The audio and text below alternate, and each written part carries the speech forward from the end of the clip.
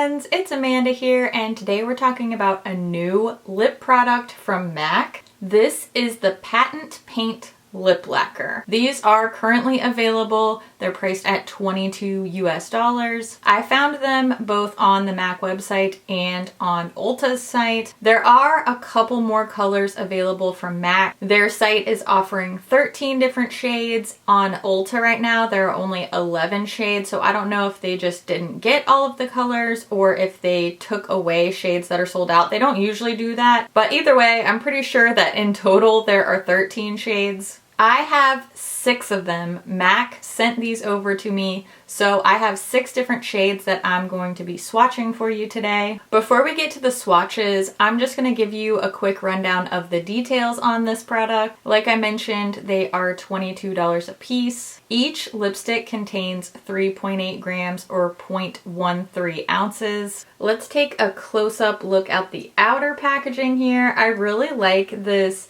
paint splatter type of detail that they have. It's cool because it's very MAC. They have this super simple, very chic packaging on most of their staple products, but then they are also known for being an artistry brand, so I think this paint splatter detail kind of adds that twist to a very classic looking MAC component. Let's open this up. The applicator is a flat paddle style applicator. This makes quick work of dispensing the product over the lips. It also is a little bit flexible and it has some nice sharp edges so you can really get detail work done. I feel like this applicator works really well for this particular product. The Patent Paint Lip Lacquers do have that classic vanilla scent that we're used to getting with MAC lipsticks. I just wanted to mention that quickly because I know a lot of people are sort of sensitive to fragrance in their makeup or just tend not to prefer it.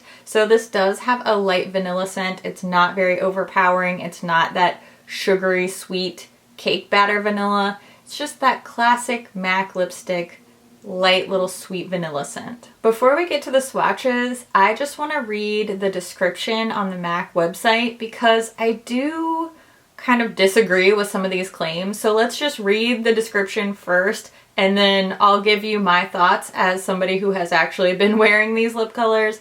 Here's what they say. These all-new liquid lip shades are saturated with weightless, vibrant color and powerful 3D shine. Thanks to an innovative formula, this creamy, non-sticky, moisturizing, lacquered color doesn't bleed or feather. So the key claims are immediate high shine, immediate and long-term hydration, hydrating for 8 hours, stay true to color for 4 hours, and non-bleeding 4 hours.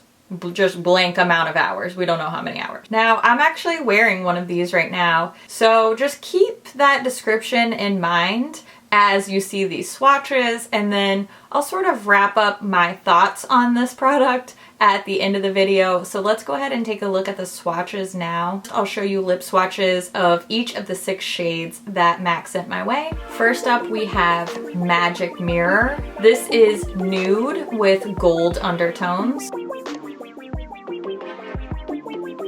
Next we have Patent Pleasure. This is the shade that I'm wearing throughout the talking portions of the video. MAC describes it as a baby pink. I think it's more of a nudie pink, pinky nude. This one is Lacquered Up.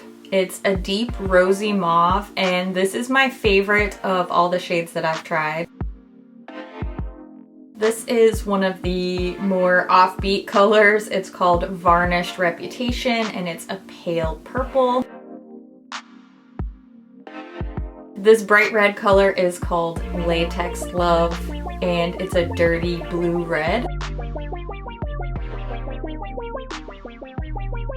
The very last shade for my lip swatches is called Vinyl Underground. This is a deep, cool berry.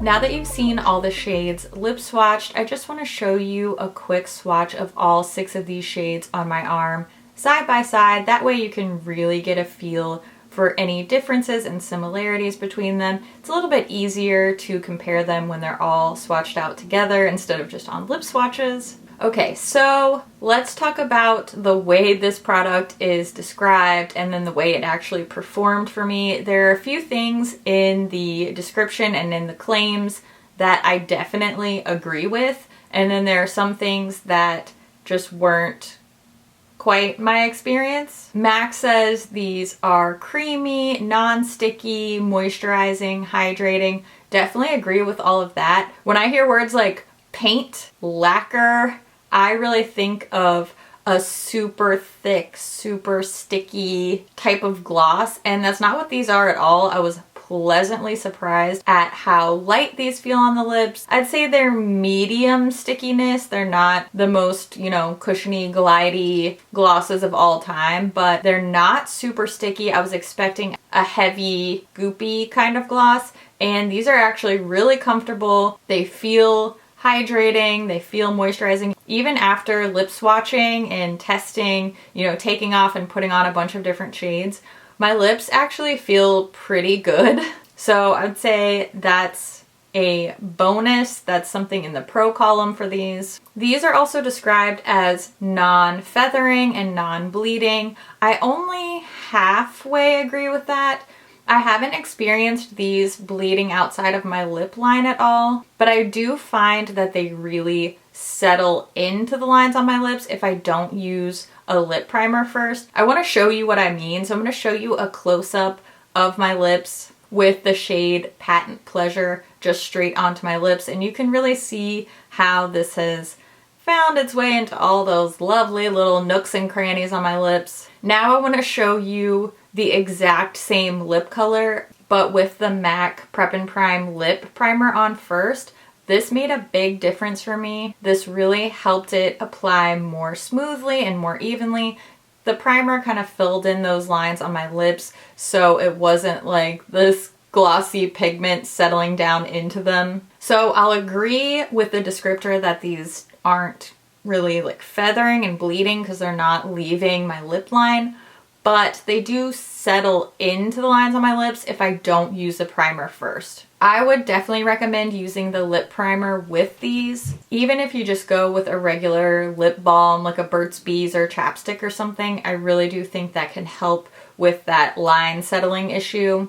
I mean, I'm 34, okay? I got lines on my lips, it happens. Fine. I don't think these stay true to color for 4 hours. They do last a long time on the lips, but this is something that you're going to need to reapply pretty frequently. I'd say every hour or two you're probably going to want to touch up the color. This is a glossy product and therefore it is not transfer proof. It's going to rub off when you talk, when you eat, you're drinking coffee, doing what you do. It does have a really impressive wear time for a gloss, but I wouldn't say that I could wear this for 4 hours without having to touch it up. Now, the biggest claim that I disagree with, definitely the complaint that I've seen the most, I've read through the reviews on MAC's website. It seems like everybody tends to agree with me. This whole 3D high shine, it's just not there. I think you can tell from looking at my lips, from seeing the swatches, you know, it's glossy, but it's not this crazy editorial magazine cover Instagram makeup type of shiny lacquered lip. It is a pretty pigmented, hydrating lip gloss. It just looks like a regular lip gloss.